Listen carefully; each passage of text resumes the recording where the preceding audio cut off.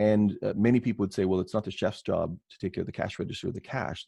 They're supposed to be taking care of the back of the house. Well, no, I'm not saying literally we're going to go out and take care of the cash register. As a chef, I used to I was the one that programmed the cash register, the POS system, like we have at the college. I would be the one that put in all the data for the item description and the prices and stuff and set up the modifiers. Could be the restaurant manager. But at the end of the day, I need to make sure that the food that leaves the kitchen is being paid for. So what we're talking about control this whole course, is there anything I could do right away to try and make sure that happens? Whether you have a POS system or you use handwritten bills, what is there any rules where you work that you think solve that problem or reduce that problem? The rule for me is, any place I've ever worked, is nothing leaves the kitchen without a chit. If it's not rung in, you don't get the food. And the server can be standing there going, but I want it. The customer's been waiting. Yeah, I'm cooking it right now, but you're not getting it until it comes up on the printer. As soon as it comes up in the printer. So it's okay for them to come in and say, we got a problem on table 6. Steak was cold. Could you make me another one? I'll put it on. But as soon as you put through the void or the bill paperwork, you can have it.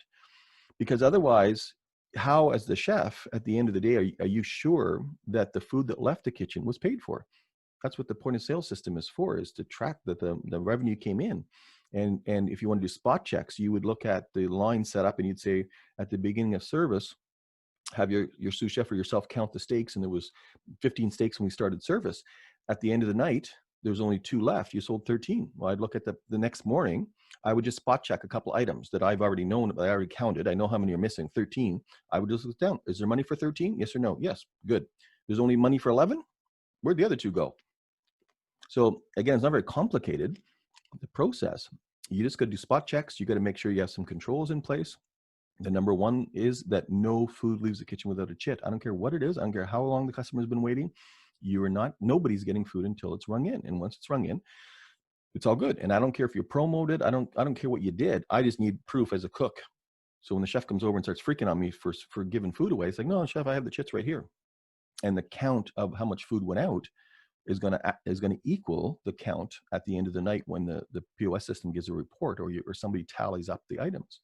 So the reason why, and I explained it before, but just to reiterate, the reason why it's important is because the amount of food that you used every day or every month for the operation, so the money I was responsible for that was paid for the groceries that are missing, my performance is based on a percentage of that compared to sales.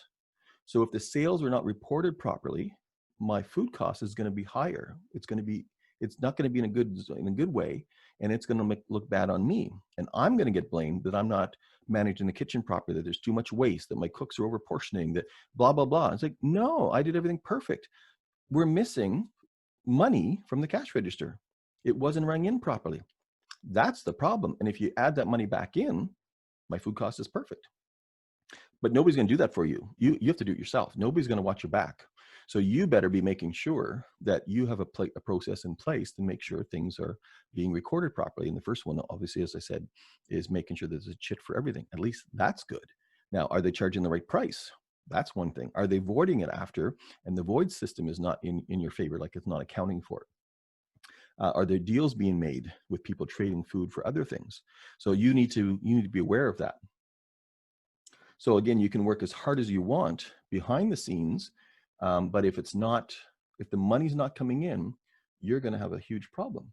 So as a way to examine that or explain that, graphically, is let's just say that the food cost for this week of November, the cost of the food, you kept track of it and you tracked the value of the food that's missing from the kitchen this week, and it comes to $5,893.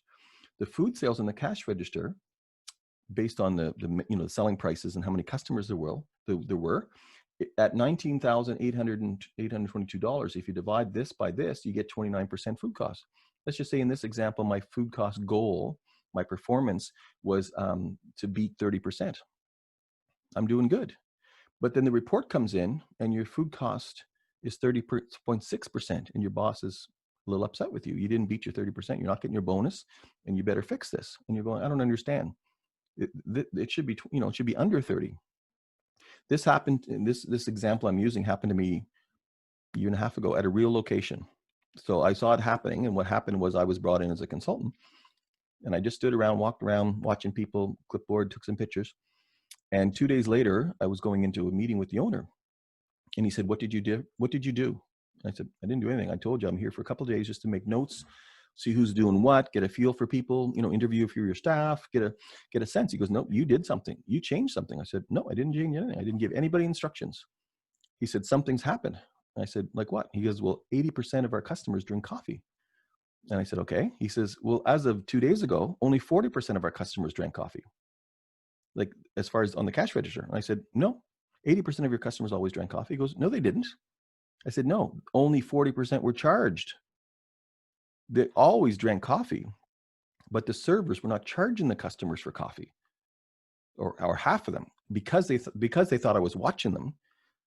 And I was standing by the cash register, just watching them ring stuff in. They rang everything in like they were supposed to. All of a sudden, the next day, the sales went up by $1,700. He was freaking out. He goes, "What did you do?"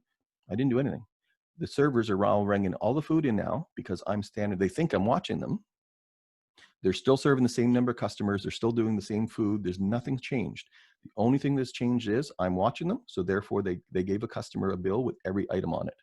They charged the customer properly for the first time. And he couldn't believe it. So why would a server do that? Sometimes to keep the clients coming back in a way, I guess, like if they know the clients already or the customer, I don't know. Like Yeah. Okay. So that could have been the rationale. Because if I would have walked up to the servers and said, "You're a thief," they would have freaked out, right? I'm not stealing. If we had 100 customers, up until yesterday, only 40 of 100 customers were paying for coffee. And the same customers this week, 8 out of 10, 80% were paying for coffee. We're having coffee. And he said to me, "What's going on?" And I said, "They always got coffee, but last week only half of them were being charged for it." So I'm trying to figure out, asking you why a server would do that. Chef, maybe the servers, they are offering coffee like a free compliment to receive more tips. That's why most of them do it. Because and you bartenders have an issue. Sorry? So bartending tends to run into that issue, overpouring. Yeah, that's a different issue, but it has the same impact for sure. It affects the costs. It's another control issue, which we're going to talk about in beverage beginning next week. But if you think of yourself, and maybe you've done this, the server comes over to your table, you've had your meal, you've had your cheesecake, and they say, "You know what? You're a good customer. You look like this is your second time. I'm not going to charge you for the coffee." You go, "Well, look at that. I just saved some money. I'm going to give her an extra couple of bucks." That's what they do. So if you say to them, they're cheating, they're stealing, they go, "No, I'm not. The customer gave me the money. They only gave you the money because you didn't charge them for the coffee. So they're still paying for the coffee, but instead of you sending the money to the house, to the business, you took it in your pocket." And they see that as not stealing. It is absolutely stealing. You're manipulating the customer. So that's probably the biggest, in this case, at this location, that was the single biggest issue, is that people took it upon themselves to be rewarding customers because they were long-term customers. They were there every week. They were just randomly giving stuff away. And I'm not saying you shouldn't be rewarding customers, but I, as the chef, have to know at the end of the day why we give away 6 pieces of cheesecake. I'm not saying we shouldn't have given away the cheesecake. I'm saying, where did the cheesecake go? So if you're going to give away the cheesecake, it has to be documented somewhere. And at the end of the day, the revenue is missing, the sales, the money's missing, but my cheesecake is still gone. My food cost is going up. But if I say we're missing 6 pieces of cheesecake at $5 a piece, that's $30. When I add the $30 back in, my food cost is okay. But if I didn't know those 6 pieces of cheesecake were missing, the boss is going to come to me and say, "Your food cost is too high. Do something about it." I'm going, "I don't know what to do. I'm friggin' doing everything I can. I have this place nailed down." You're not the problem. The servers are the problem, or the control of the servers is the problem. So in this example, Chef, I'm sorry, before you go on, in this case, what did you do with it then, in this coffee case? Because at up until a certain point, I kind of feel like, yeah, you're kind of losing some profit on you're kind of losing some money on the profit you could have been making, but at the same time, customers are coming in, and a lot of them, quote unquote, because of the free coffee. Like, is that, where do you draw the line here? Like, what do you? Well, the only one that was making money on this was the server. The business was not making money. They were break-even business. They weren't making money. That's why I was called in. So this business is operating. They're paying servers who are lining their pockets additionally by giving food away, and the customers are giving the money, but they're giving the money to the server as a tip instead of paying for the coffee. So the servers are intentionally manipulating the system and then saying they're not cheating, they're not stealing. They Well, absolutely are. I agree with, like, that's the fact. My point is, with that being said, there's still customers coming in, and I'm not saying because of the free coffee, but that does bring some income into the establishment, right? Yeah. Like, Yeah. so Yeah. One hotel I worked at, the CEO from the head office and came to our hotel and got mad at us for not giving enough food away. There's nothing wrong with, I always empowered my staff. If you have a problem with the customer, do not say, I have to check with the manager. Deal with it. Figure it out. What does the guy need? Does he need another steak? Do you need to buy him a drink? Do you need to give him a free dessert? I don't care what you do. It's your problem. You're in his face. He's upset. Deal with it. But then you have to tell me what you did and write it down. So at the end of the day, if we gave away 10 pieces of pie, I want to know we gave 10 pieces of pie. My first question is, what do we give 10 pieces of pie away for? And the service is, well, it's not baked properly. The crust is a little soggy. Okay, so you gave the pie away, no problem. Thanks for taking care of the customer. The problem is the friggin' baker. The pie is not made right. So we got to fix the problem. Let's go back and get the pie baked properly, or fire the cook, or do whatever we have to do. Let's serve the food the way it's supposed to be served. And then we'll give the pie away if we feel like it, if we have to for some reason. But we shouldn't be giving it away because it's not made properly or decorated properly or something, some issue with it. So it has to be tracked, because at the end of the day, the food that's missing, that's not tracked, that's somehow evaporated, is going to drive my food cost up. And I'm going to be held responsible for that. And I don't have any answers because I think I've done everything I can. So it's not that the servers, as you say, can't be giving a coffee away free. You know, we have this older couple that comes in every week like clockwork, and they drop for $30, $40 every single week. Can I buy them coffee? The owner says, of course you can. Just ring it in, promo coffee. So at the end of the day, I can say, what did we promo today? We promoted 6 cups of coffee, 3 pieces of pie, and whatever. Just normal business. Good job. No problem. Or we promote 18 pieces of pie or 18 steaks. Why? Because every one of them was overcooked. Well, the problem, I'm glad you took care of the customer and gave the steak away, but let's find out why the steak was overcooked. So it's not that you can't give stuff away. It's that it has to be tracked. The manager can decide out front what he wants to give away. That's his service issue. If we're going to look at it that way, you know, I'm back at the house and they're in front of the house. I just need to know where my food's going, because my performance and whether I have a job next month depends if I can answer the question. So if I can't answer, so if the manager comes in and says, we got a problem at table 4, we're going to comp the whole table. No problem.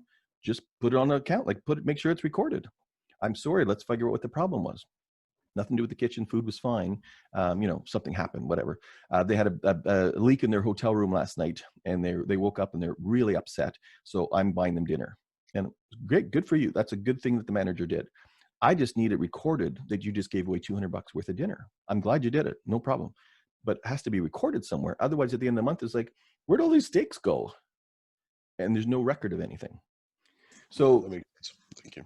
So, but excellent points. Thank you. But when we looked at, I think it was last week, we looked at, you know, what does $20 on the abstract? When we look at the forecast in the abstract, the sheet we did last week, sometimes you look at $20, $30. Does that make a difference? That could be $10,000 at the end of the month or the end of the year. So $20 or $30 a day is significant, but hundreds of dollars is even worse. So in this case, in this situation, it was quite a large restaurant. So they had between 8 and 12 servers. In the morning, sometimes they had 3 or 4. In the afternoon, the evening shift, they had 3 or 4. On the busy days, Fridays and Saturdays and Sundays, they'd have 6, 7 servers on each shift. You know, it was open all day. So I'm just spitballing here. I'm just saying, if our customers come in and order their regular meal, have a coffee and a piece of dessert, it's about $35. Most of the time we have tables of 2.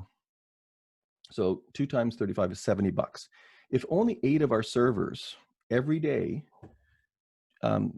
decide, or by accident, whatever, don't ring in one table, they lose a bill, they just forget to charge that one table, that's 35 times 2 times 8, that's $560 per day, times 30 days, that's $16,000 a day, for the month. That's like missing one day's sales, as if we were completely empty one day. And at the end of the year, that's over $200,000 in lost sales.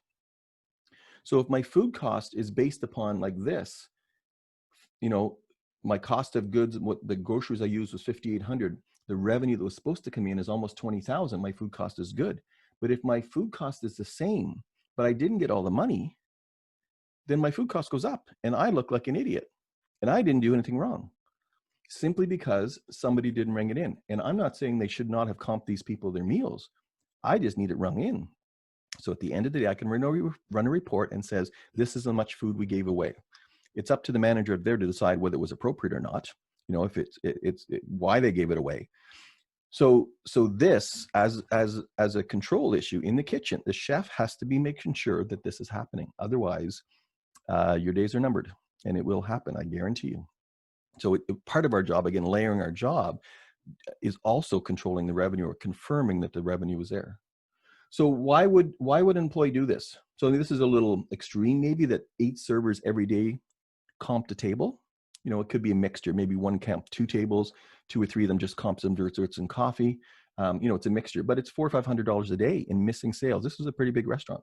Smaller one might be $50, but that's still $1,600 a month and $20,000 a year. If you change, you know, if you change that, you know, to a smaller amount, it's still $20,000. Why would this, you know, we talked about they would do it because they, as a favor, you know, to bring your customers coming in. Again, there's no problem doing that, but it has to be accounted for. So why would they do this? Why do you think that they would do this improperly? They use the line of, "Oh, I didn't know," and there's a distinct possibility they didn't. Yep. If they don't know, they have to ring in every single meal that's comped and notify them that way. Then they won't. Mm-hmm. Yeah, it's not that they're not allowed to do it. It's just it has to be tracked.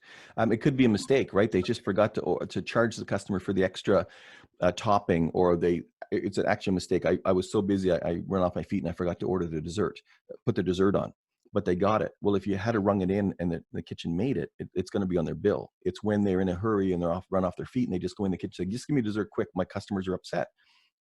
I get that. I'll start making it for you, but you got to go while you're waiting for me, go ring it in. By the time you get back, it'll be ready and you can pick it up and we're all good. But you're not getting it until it's rung in. Any other reason why a server would do this? Or some of the servers would do this? We talked about padding their tips, increasing their tips. Absolutely. Anything else? I hate to say it, but what if the customer's a friend of theirs? Yeah. Friends and family, for sure. I fired one of my bartenders for that. I came out, open up the cash register. There's 2 people sitting at the bar at seat 12 and 13. They're both drinking beer and there's no beer on their bill. I call over and say, what's going on? That's your cousin and his buddy. How come the beer's not ringing? Oh, the cash register's not working. Really? I don't think so. Today's your last day. Bye-bye now. There's no tolerance for that. So there's people will do things for favors for their family, friends and family, but it's not your own restaurant to give food away. And even if it was my restaurant and my brother came in and I said to the server, take care of my brother, you know, the meals on the house, I'm paying for it. They still have to ring it in because I still need to know at the end of the month where all my steaks went. And if I'm giving away a steak and my wife's giving away a steak and so my manager's giving away a steak at the end of the month, where'd all the steaks go? So it's okay to give it away. You just need to track it so we know where my food went. Any other reason? I wrote down a couple. I was going to say maybe the server just wants to have a free meal and they're just stealing food and saying someone else is ordering it and they're just taking it home or something. Yeah. It could be for themselves for sure. Friends and family, they're just doing it. They could be trading it for somebody. Maybe we're in a mall or near another business, and you know what? I need a new whatever. I don't know, it's a pair of socks. I don't know, whatever it is you need. You talk to the restaurant manager over there, or the manager at the store. He comes in for dinner. You comp him a meal. You go over there and he says, "Oh, I'll give you the socks for free. You didn't charge me $60 for the meal. I'll give you the $10 socks." So they're trading services. Well, they don't own the restaurant. That's not for them to do. Exchanging drinks with the bartender. Bartender slips them a drink or at the end of the night a beer or something, and in exchange they make a meal appear for the bartender at no charge. One of the problems with this is if this is proven to be fraud because the customer is giving a customer bill and they're paying it and the tax is not being remitted, the government's not going to look on that too kindly, and it's your business. So you could be in trouble for that. Another thing that probably happens, that I see happen, it mainly with buffets. If you have like a brunch buffet, Sunday brunch buffet, and the price is $24.95, and it's the same price for everybody, and two people come in, they have brunch, you give them the bill, it's $24.95, and they put down $60 and say, keep the change, have a nice day. They leave. So you got the cash and you got a bill. Now there's another table right there, two people. I'll put the cash in my pocket. I'll use the same bill and give it to them. And they'll say, oh, that's the bill, 2 for 2, $24.95. Yep, okay. And they pay with credit card. You close the bill to the credit card. It's all good. One of them, you kept the money, you use the same bill and you got it from them, and they pay by credit card. So you can recycle the bills. So to do that, to manage that, you have to keep track of how many customers a server had. That's somebody's job, and table numbers. And at the end of the shift, they had 40 customers and it was 40 brunches. Well, they should have rung in 40 times $24.95. If there's only 26 or 32, where did the other 8 customers go? You're going to have to explain. Did they get up and walk out, or did you recycle a bill? Which is a really popular thing to do. The last thing is another reason why people would do it is, maybe I'll blow this up a little bit, is they feel they're underpaid. You know, they think they should deserve a raise, and you're not giving them a raise. And so I'll get my raise. I'll just take some of the money, or I'll just take some cash sales and put it in my pocket. I'll get my raise my way. It's too easy. You don't have any controls in place.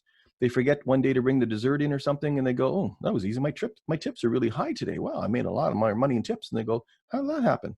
Like, oh yeah, I forgot to bring in those couple things. Nobody noticed. Maybe I'll forget tomorrow too.